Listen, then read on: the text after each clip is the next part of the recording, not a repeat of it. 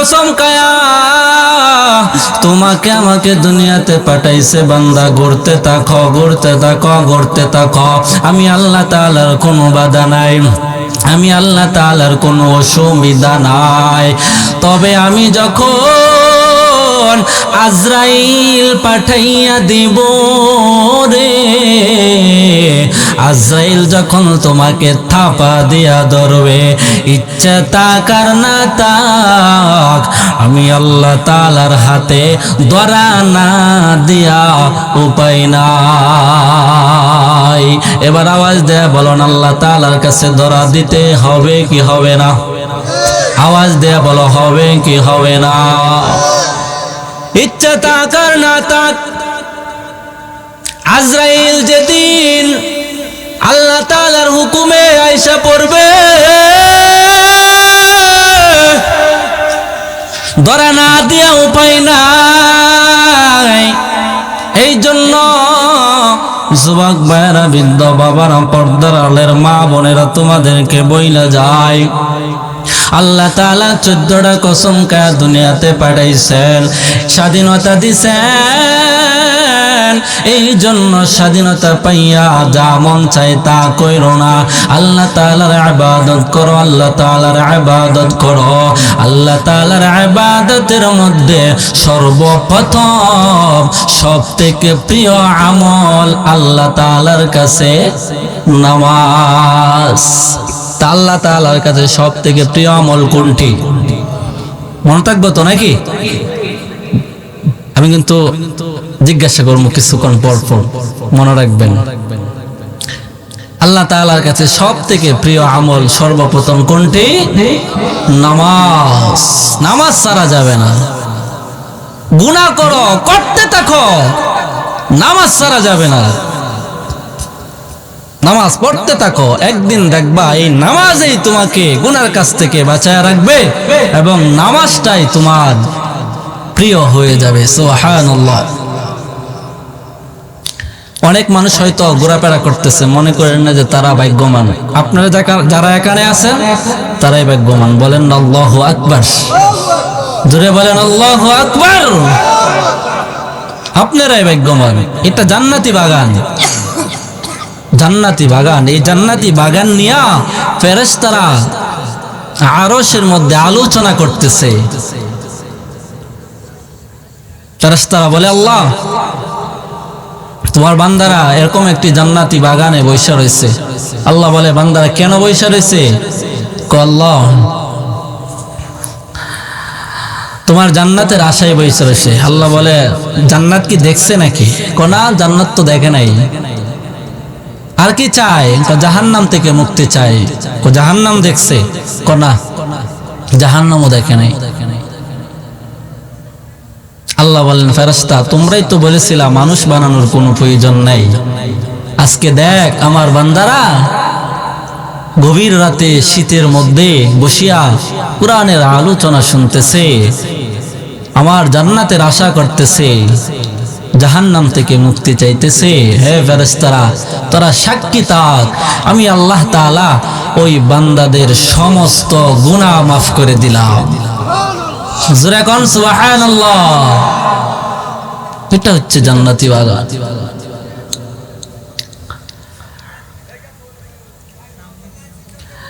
আল্লাহর বান্দা বলতেছিলাম, আল্লাহ তাআলার কাছে সব থেকে প্রিয় আমল হচ্ছে নামাজ। প্রিয় আমল কোনটি?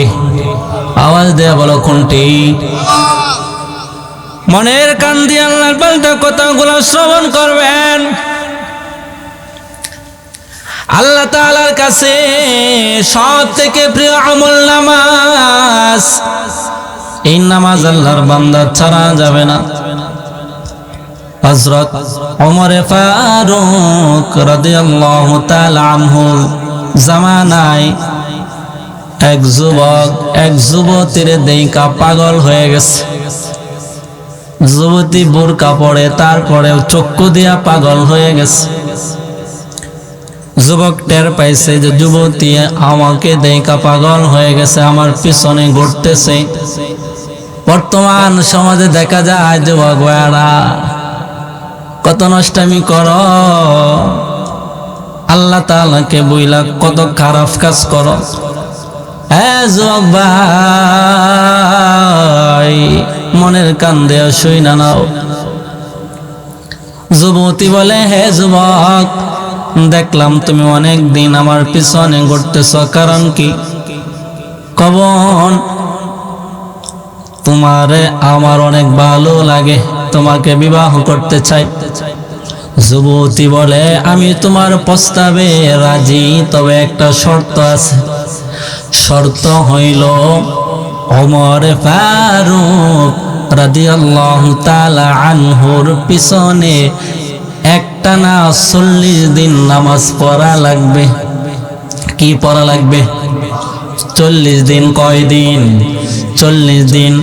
যদি এই শর্ত মানতে পারো তাহলে আমি তোমার প্রস্তাবে রাজি। যুবক বলেন, হে যুবতী, অনেক দিন ধরে তোমার পিছনে ঘুরলাম, কোনো কাম হয় নাই, আমি শর্তে রাজি হয়ে গেলাম, নামাজ আমি শুরু করব। যুবতী বলে, একা একা পড়ে যাবে না, জামাতে শহীদ আদায় করতে হবে। আমি রাজি হয়ে গেলাম।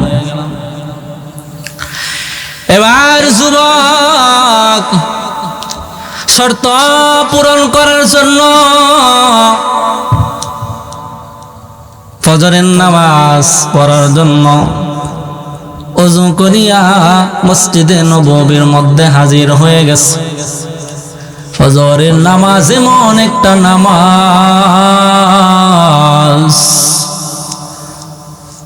ফজরের সময় এমন একটা সময়,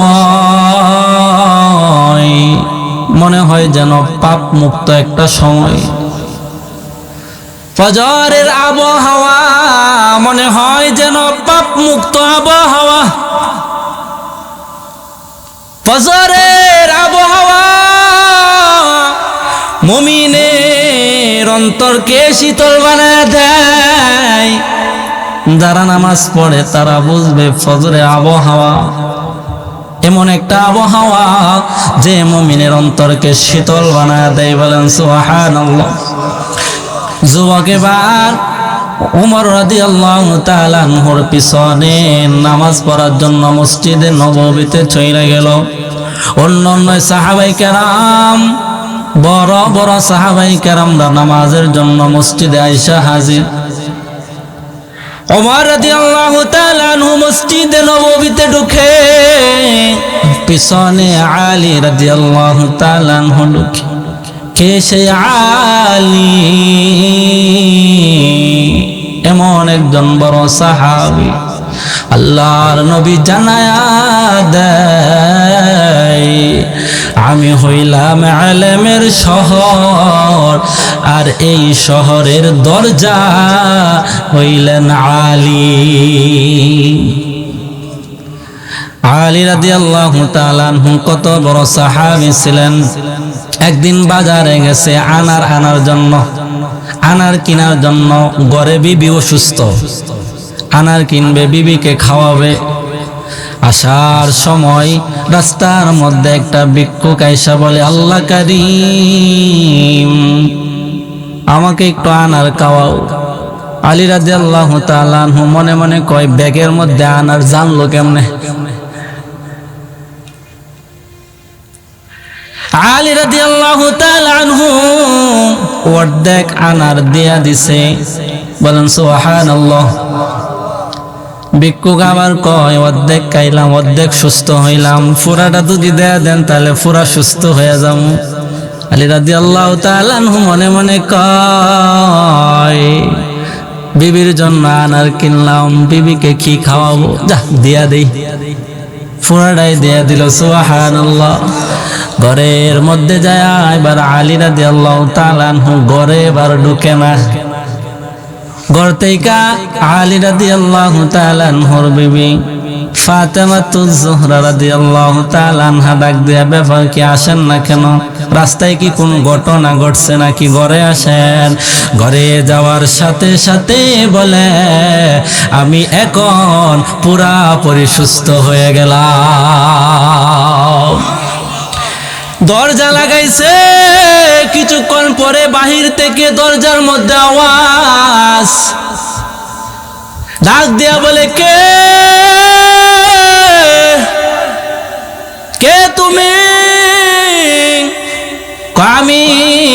সালমান ফার্সি কি জন্য আসছো?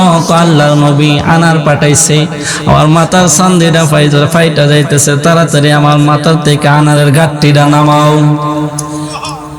আল্লাহর বান্দা আলী রাদিয়াল্লাহু তাআলা আনহু আনার পায়বার একটা একটা গোনা শুরু করে দিছে। একটা, দুইটা, তিনটা, চারটা, পাঁচটা, ছয়টা, সাতটা, আটটা, নয়টা হইল।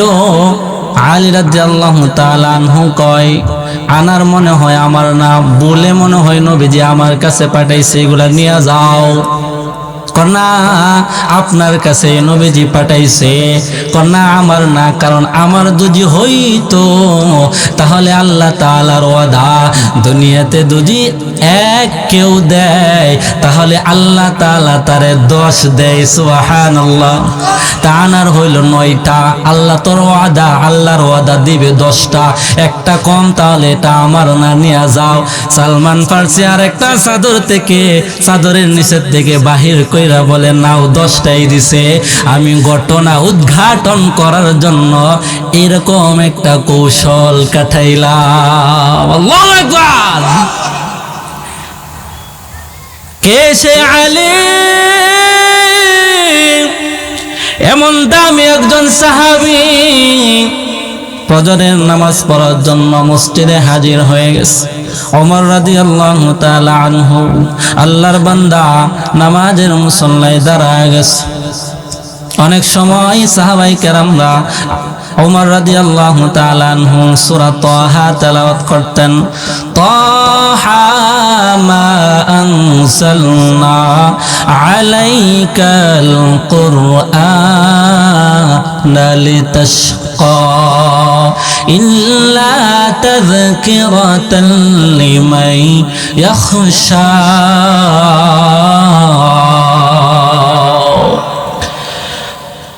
আলী রাদিয়াল্লাহু তাআলা নামাজে দাঁড়ায় গেলেন, পিছনে যুবক দাঁড়ায় গেছে।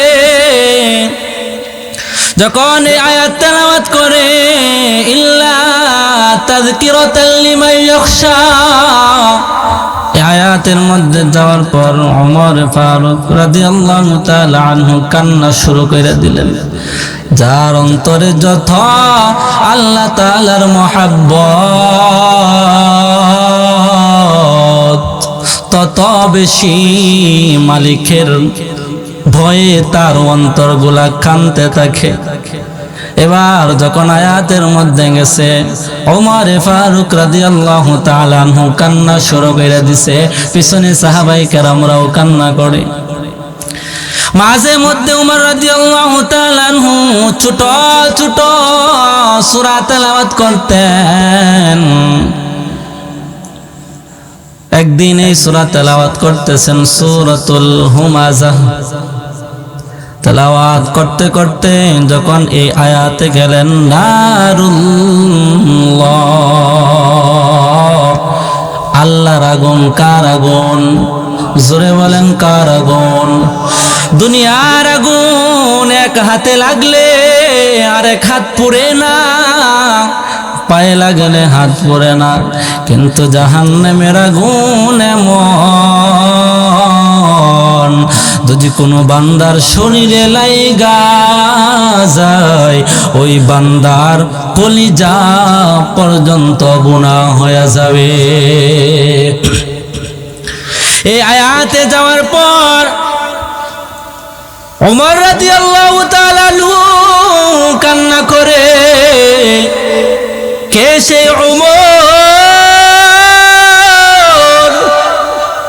একজন এমন সাহাবী,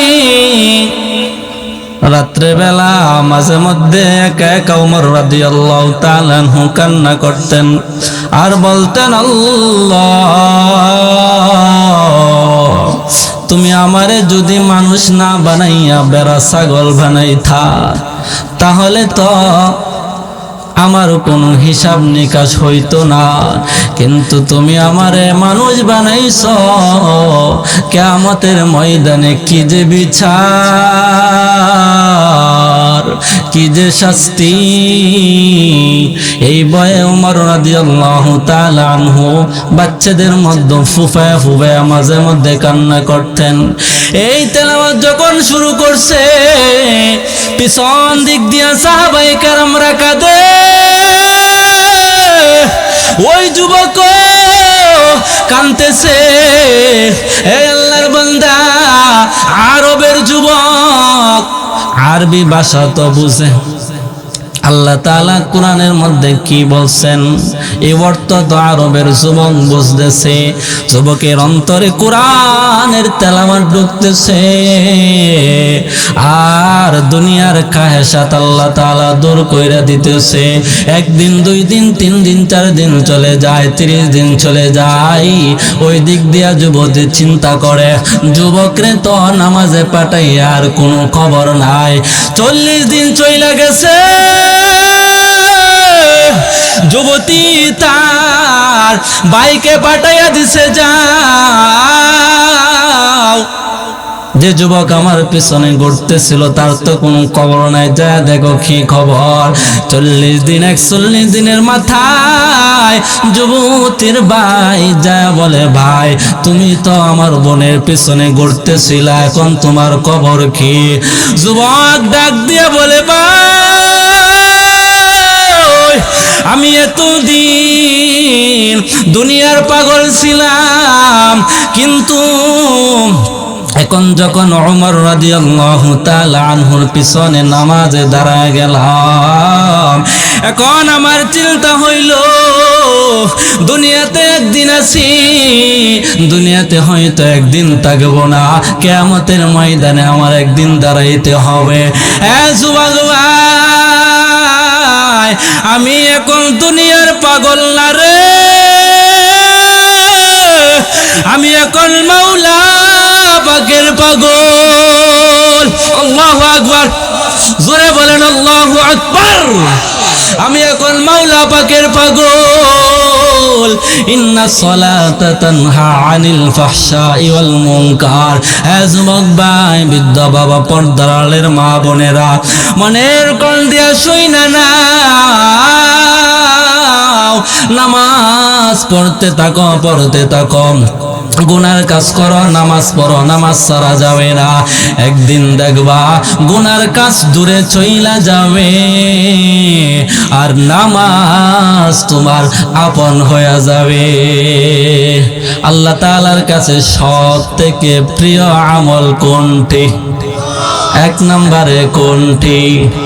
1 নম্বরে হইল নামাজ। কিয়ামতের ময়দানে দল হবে 2টা। কয়টা? এক দল যাবে জান্নাতে, আরেক দল আল্লাহর বান্দা জাহান্নামে যাবে। একটা দল হবে ডানপন্থী, আরেকটা দল হবে বামপন্থী। আল্লাহ তাআলা একটা হুঙ্কার দিবে, লিমানিল মুলকুল ইয়াউম লিল্লাহিল ওয়াহিদিল কাহ্হার।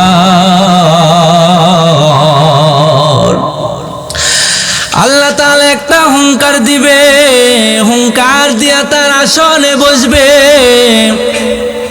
তারপর আল্লাহ তাআলা বলবেন, ওয়ামতাজুল ইয়াউমা আইয়ুহাল মুজরিমুন। নেককার থেকে গুনাহগারের আজকে আলাদা হয়ে যাও। দুনিয়াতে নেককার এবং বদকার একসাথে চলছে, আজকে আর একসাথে থাকতে পারবে না, আলাদা হয়ে যাও, আলাদা হয়ে যাও, একসাথে থাকতে পারবে না। দুনিয়াতে আল্লাহর বান্দা একসাথে চাষটলের মধ্যে বসিয়া চা খাইছো, নামাজি বেনামাজি একসাথে চলছো, আজকে আর একসাথে থাকতে পারবে না, আলাদা হয়ে যাও। এই আয়াত ইমামে আজম আবু হানিফা রাহমাতুল্লাহি আলাইহি নামাজের মধ্যে দাঁড়ায় বারবার তেলাওয়াত করে, বারবার তেলাওয়াত করে। তারই ছাত্র ইমাম ইউসুফ রাহমাতুল্লাহি আলাইহি জিজ্ঞাসা করেন, উস্তাদ ওয়ামতাজুল ইয়াউমা আইয়ুহাল মুজরিমুন, নামাজে দাঁড়ায়া এই আয়াত কেন বারবার তেলাওয়াত করেন? এই আয়াতে আল্লাহ তাআলা এমন কি ভয় দেখাইছে? ইমাম আজম আবু হানিফা রহমাতুল্লাহি আলাইহি বলেন, কিয়ামতের ময়দানে লাইন হবে দুইটা। কয়টা? মনের কান দিয়ে শুনে, লাইন হবে কয়টা? এক লাইন হবে ডান দিকে, আরেকটা লাইন হবে বাম দিকে। ডানে থাকবে নবীগণ, সিদ্দিকিন ওয়াশ-শুহাদা ওয়াস-সালিহিন। ডানে থাকবে নামাজি, ডানে থাকবে ফজরের নামাজের মুসল্লি, ডানে থাকবে যেরকম একটা জান্নাতি বাগানে শীতের মধ্যে যারা বৈশা রয়েছে তারা ডানপন্থী হয়ে যাবে। আর বামে থাকবে নাফরমান, বেঈমান, বেনামাজি, সুদখোর, ঘুষখোর। বামে থাকবে ইমামে আজম আবু হানিফা রহমাতুল্লাহি আলাইহি এই আয়াত নামাজের দ্বারা বারবার তেলাওয়াত করে আর কান্না করে। আল্লাহ তাআলা ওই দিন বলবে, খুযুহু ফাগুল্লু, ধর। আল্লাহ তাআলা বলবে, ফেরেশতা বলবে, কাকে ধরবো? বান্দাকে ধর। কেন ধরবো? বান্দাকে বড় মায়া কইরা বানাইছিলাম, সূর্যের আলো দিছিলাম, জমিনে ফসল ফলাইছিলাম, দিন দিছিলাম কাজ করার জন্য, রাত দিছিলাম ঘুমানোর জন্য। যুবক ভাই, কানের মধ্যে হেডফোন লাগায়া মসজিদের সামনে দিয়া নাচ গান দেখতে দেখতে চলে গেছে, মাগার নামাজে যায় নাই। আল্লাহ তাআলা ওই দিন বলবে, খুযুহু ফাগুল্লু, ধর। সুম্মাল জাহিমা সল্লু, অতঃপর নিক্ষেপ কর, অতঃপর নিক্ষেপ কর। সুম্মা ফি সিলসিলাতিন যারউহা সাবউনা যিরাআন ফাসলুকু, 70 হাত শিকল দিয়া পায়ের মধ্যে বাঁধো। কত হাত? 70 হাত শিকল দিয়া পায়ের মধ্যে বাঁধো।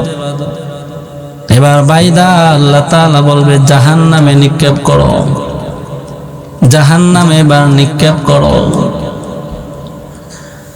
ইন দি মিন টাইমে ফেরেশতারা বলবে, হে জাহান্নামীরা, দুনিয়াতে নামি বলবে, হ্যাঁ শুনাইছিল, কিন্তু আমরা মানি নাই। আল্লাহর বান্দা জাহান্নামীরা এবার জাহান্নামে চইলা যাবে, জান্নাতীরা জান্নাতে চইলা যাবে।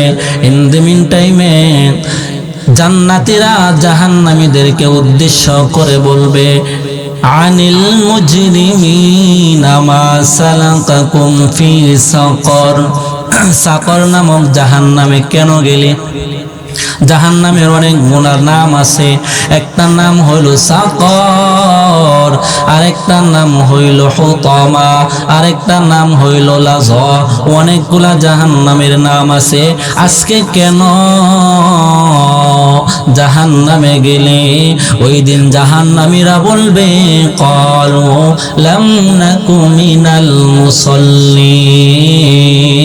জাহান্নামে যাওয়ার পিছনে 4টা কারণ আছে। এই কারণের মধ্যে সর্বপ্রথম কারণ হইল আমরা নামাজি ছিলাম না। আল্লাহ তাআলার অর্ডারে ফেরেশতারা লাত্তি দিয়া জাহান্নামে ফেলে দিবে। জাহান্নামের মধ্যে পড়িয়া বান্দা চিৎকার করতে থাকবে আর বলতে থাকবে, ক্ষুধা লাগছে, পানি দাও, খাবার দাও। আল্লাহ তাআলা বলবে, তোর জন্য খাবার রিজার্ভ করে রাখলাম, রক্ত খা, গরম পানি খা। গরম পানি খাওয়ার সাথে সাথে আল্লাহর বান্দার নারীগুলো বাহির হয়ে যাবে, সহ্য করতে পারবা না। এই জন্য আল্লাহর বান্দা 1 নম্বরে নামাজ, 2 নম্বরে আল্লাহর নবী জানায়া দেয় বিররুল ওয়ালিদাইন, মা বাবার খেদমত। 2 নম্বর কি? মা বাবার খেদমত। অনেক যুবক আছে যে মা বাবাকে কষ্ট দেয়, আছে না নাই? আওয়াজ দেয়া বলো, আছে না নাই? হ্যাঁ যুবক ভাই, আমি আজকে তোমাদেরকে বইলা যাই, মা বাবাকে কখনো কষ্ট দিও না। কারণ যেই মা তোমাকে কষ্ট করে লালন পালন করেছে, আল্লাহর নবী জানায় দেয় বিররুল ওয়ালিদাইন, কোরআনে আছে ইবাদত এবং মা বাবার খেদমত একসাথে। হাদিসের মধ্যে আল্লাহর নবী জানায় দেয় 2 নাম্বার হচ্ছে বিররুল ওয়ালিদাইন, মা বাবার খেদমত। মা বাবার খেদমত। অনেক যুবক আছে যে মা বাবাকে কষ্ট দাও, এরকম যুবক আছে না নাই? অথচ তুমি তো জানো না, তুমি যখন অসুস্থ হয়ে যাইতা, ওই মা রাতের বেলায় একটা লাইট জ্বালায় বসিয়া রইছে। মাকে জিজ্ঞাসা করো, মা রাত্র হয়ে গেছে, ভাই বোনেরা ঘুমায়, বাবা ঘুমায়, আত্মীয় স্বজনের ঘুমায়, পাড়ার প্রতিবেশী ঘুমায়, তুমি কেন ঘুমাও না? আমার মাথায় কিনারায় কেন বসিয়া রইছ? মা জবাব দেয়, রে সন্তান, তুই অসুস্থ, তুই যদি রাত্রে বেলায় আমাকে একটা ডাক দেস, আর এই ডাকের জবাব যদি আমি না দিতে পারি, আমার কলিজা কান কান হয়ে যায়। বাস্তব একটা ঘটনা আপনাদেরকে শোনা যায়, নেত্রকোনার ঘটনা। অনেকেই ঘটনা জানেন। যুবক ঢাকাতে আল্লাহর বান্দা বড় হয়েছে, সরকারি চাকরি পাইছে, প্লাট পাইছে, কিন্তু মা বাবার খবর নেয় না। মা বাবা এদিক দিয়া বাড়িতে কত কষ্ট করে, কিন্তু যুবক খবর নেয় না। যুবক ভাই, বৃদ্ধ বাবারা, পর্দারের মা বোনেরা, মনের কান দিয়ে শোনো, যুবক তো মা বাবার খবর নেয় না। ওই দিক দিয়া বাবা মারা গেছে, সন্তান জানেই না। বাবা মারা গেছে, সন্তানের কোনো খবর নাই। কত ঈদ আয় আর যায়, কপাল পুরা সন্তান একটাবার খবর নেই না। ঢাকার শহরে আল্লাহর বান্দা কত যুবক আছে, গাড়ি চালায়, কত বুক বিলাস করে, আর গ্রামের মধ্যে মা ভিক্ষা করে, আছে না নাই? আওয়াজ দেয়া বলো, আছে না নাই? কত যুবক আছে ঢাকায়, এত বড় বিল্ডিং এর মধ্যে থাকে, আর ওই দিক দিয়া বাড়িতে মা একটা চোখেও পাই না। খুব মনের কান দিয়ে শোনেন আল্লাহর বান্দা, মা পেটের দায়ে এবার ঢাকায় কাজ করতে চইলা গেছে। কোন ঘাটের পানি কোথায় যায় আল্লাহ ছাড়া কেউ জানে না। কথা বলেন ঠিক কিনা? কোন ঘাটের পানি কোন ঘাটে যায় আল্লাহ ছাড়া কেউ জানে না। আল্লাহ তাআলার হুকুম হয়ে গেছে, তোমার সন্তানের বাড়িতে যায়া কাজ করো। মা চইলা গেছে, জিয়ার কাজ করবে, তরকারি কইটা দিবে। সন্তানের বাসার সামনে একটা টুলেট টানানো আছে। দারোয়ানকে জিজ্ঞাসা করে, কাজের বুয়া নিবা? আমি তো কাজের বুয়া, আমাকে যদি একটু কাজ দাও, বেতন কম দিলেও চলবে। দারোয়ান বলে, তুমি তো বিদ্যা মানুষ, তুমি তো কাজ করতে পারবা না। না, আমার হাতের মধ্যে শক্তি আছে, আমি তরকারি কইটা দিতে পারবো, কাজ করতে পারবো। দারোয়ান এবার স্যার কাছে কল দিছে যে, স্যার একটা কাজের বুয়া পাইছি। শুনলেন শরীরটা বড় দুর্বল, কিন্তু শুনলাম হাতের মধ্যে শক্তি আছে। স্যার বলে অনেক সময় জোয়ান মহিলারাও তো তেমন কাজ করতে পারে না, কিন্তু বৃদ্ধারা অনেক কাজ করতে পারে, নিয়োগ দেয়া দাও, বৃদ্ধা মহিলা নিয়োগ দেয়া দাও, টাকা কম দিলেও চলবে, বইলা দাও, আমার বাসা দেখে দাও, আমার বাসায় জয়েন করার জন্য।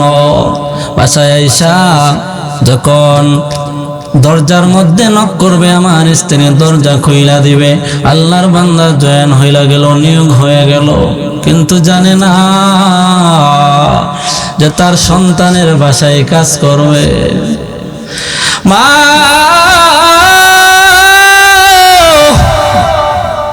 সন্তানের বাসায় নিয়োগ হয়ে গেল, আল্লাহর বান্দা একদিন, 2 দিন, 3 দিন, 4 দিন চইলা গেল। একদিন স্যার ডিউটি কইরা আসতে আসতে অনেক রাত্র হয়ে গেছে। সকাল বেলা 11টা বাজে ঘুম থেকে উঠছে, ব্রাশ নিয়া যখন ব্রাশ করতে গেছে, ডাইনিং টেবিল সামনে আল্লাহর বান্দা আইনা ব্রাশ করতেছে, মহিলা পিছন দিক থেকে তরকারি করতেছে, আয়নার মধ্যে চেহারা দেখা যায়, চেহারা দেখার সাথে সাথে বলতেছে চেহারাটা তো বড় সিনা সিনা লাগতেছে, পরিচয় পরিচয় মনে হইতেছে। এবার আল্লাহর বান্দা, মহিলা তো আল্লাহর বান্দা নিজ দিকে তাকায় তরকারি করতেছে, এদিকে তো কোনো খবর নাই। ওই দিক দিয়ে সন্তান দেখে পরিচিত পরিচিত মনে হয়। আল্লাহর বান্দা যুবক মাস্ক লাগায়, এবার একটু সামনে দিয়া উকি মাইরা ভালো কইরা দেখে হাতের মধ্যে একটা দাগ আছে। সন্তান ফ্রেশ হইয়া রুমের মধ্যে যায় শুয়ে শুয়ে কান্না শুরু করে দিল। বিবি ডাক দিয়া বলে, স্বামী আমার, কেন তুমি কান্না করতেছ, কেন তুমি কান্না করতেছ? বলে, রে বিবি, এমন একজনকে ঘরের কাজের বুয়া বানাইছ, উনি তো আমার গর্ভধারিণী মা, যেই মায়ের পেটে আমি দীর্ঘদিন ছিলাম,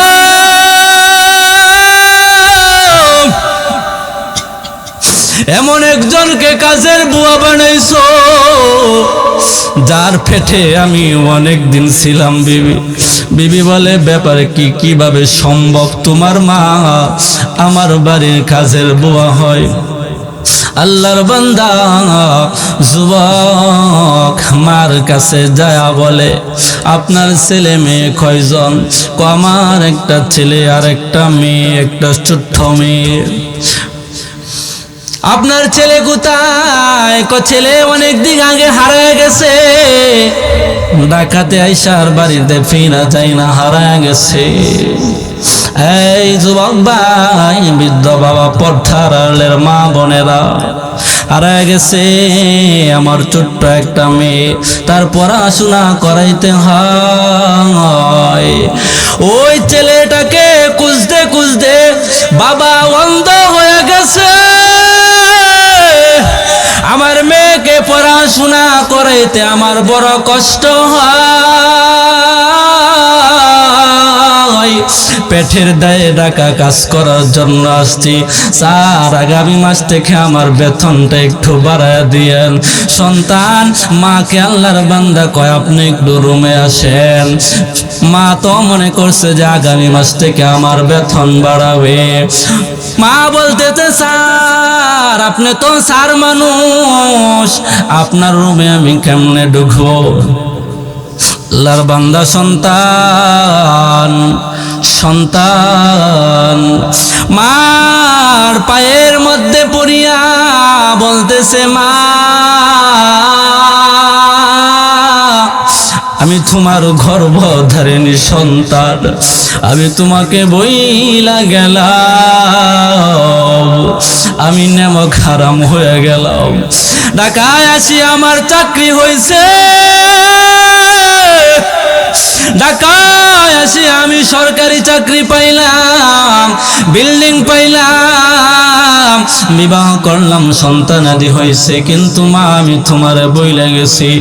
এখানে যারা বইসা রইছ গো, যার মা নাই, মার চেহারাটা চোখের সামনে বাইসা উঠছে, যার বাবা নাই, তার চেহারা চোখের সামনে বাইসা উঠছে।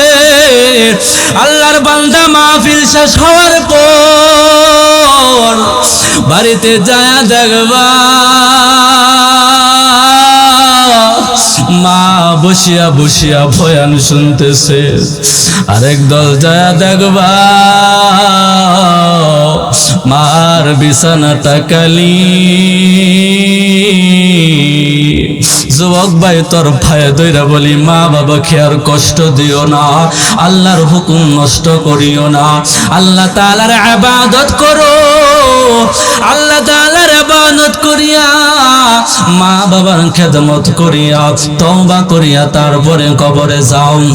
আল্লাহর বান্দা, এমন কোন মানুষ নাই যে আমরা এখানে গুনাহ করি নাই, গোপন গুনাহ প্রত্যেকটা মানুষেরই আছে। মা যদি জানতো আমার সন্তান গোপন গুনাহ করছে, মা তাড়াইয়া দিত। সন্তান যদি জানতো,